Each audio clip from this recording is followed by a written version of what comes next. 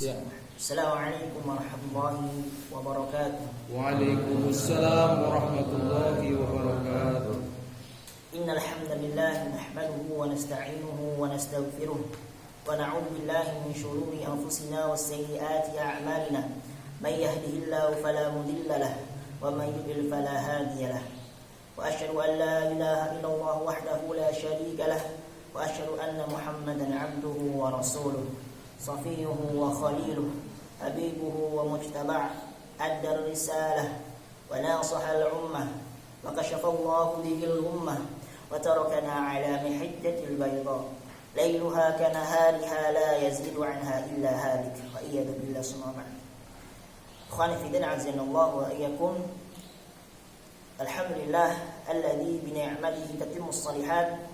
Segala puji hanya Allah Ta'ala yang telah memberikan kita nikmat yang begitu banyak.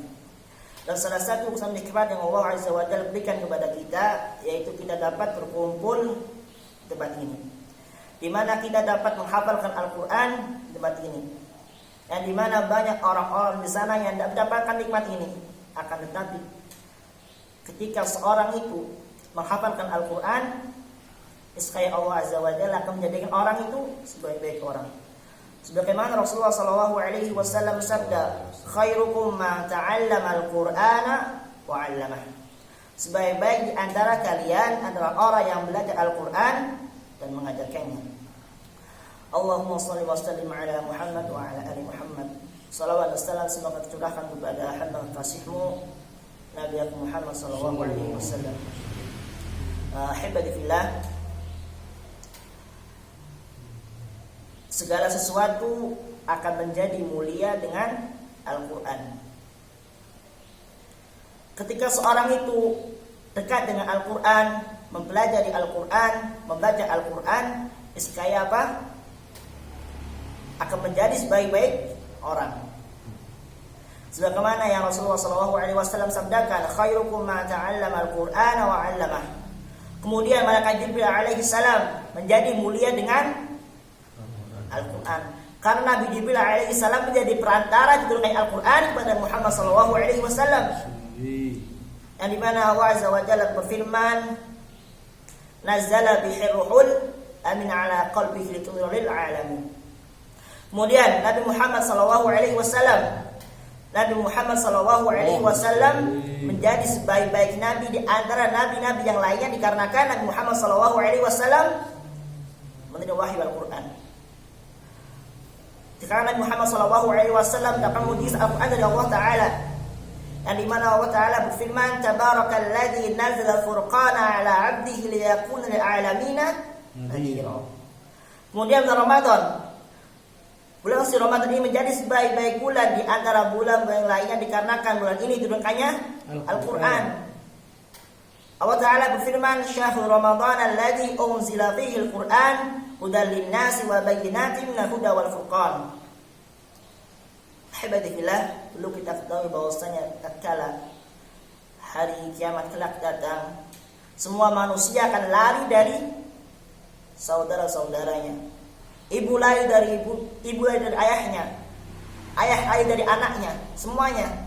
Karena apa? Yauma yafirrul mar'u min akhihi wa ummihi wa abi wa sahibatihi wa bani. Karena apa? Likulli imri'in minhum yawma idzin sya'nu yughni.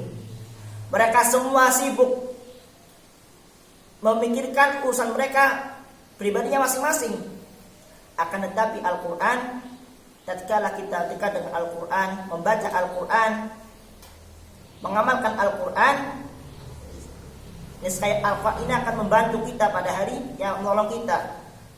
Sebagaimana Rasulullah SAW bersabda, "Iqra'ul Qur'an fa innahu ya'ti yaumal qiyamati syafi'an li ashabihi." Bacalah Al-Quran, karena Al-Quran akan datang pada hari kiamat sebagai syafaat bagi kita, ikhwan.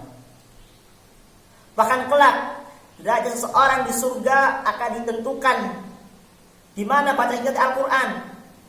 Maka dari itu, sebelum kita menyesal kelak, maka ana nasihatkan pada diri anak pribadi dan semuanya untuk selalu membaca Al-Quran, belajar Al-Quran dan mengajarkan Al-Quran.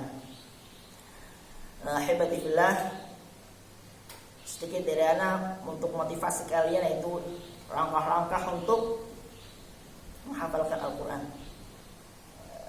Yang pertama itu niat.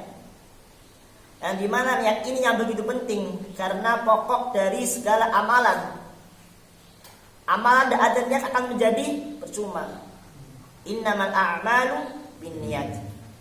Kemudian jangan lupa untuk berdoa kepada Allah Ta'ala. Karena apa? Karena kita ini makhluk lemah. Kita makhluk lemah. Bahkan kita ciptakan dari air mani yang hina. Kita tidak ada apa-apanya di depan Allah Azza wa Jalla. Maka dari itu perbanyaklah berdoa, minta tolong kepada Allah Ta'ala. Kemudian yaitu bersungguh-sungguh.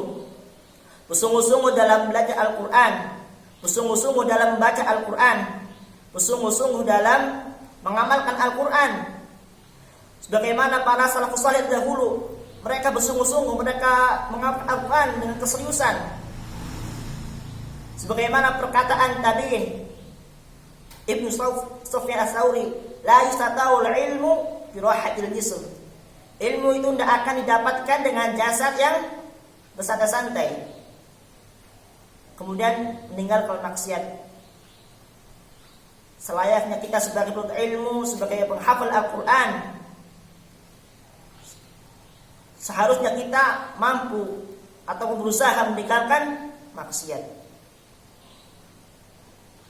Mungkin hanya itu saja yang dapat Ana sampaikan. Apabila ada kesalahan, Ana mohon maaf. Assalamualaikum warahmatullahi wabarakatuh. Waalaikumsalam warahmatullahi wabarakatuh.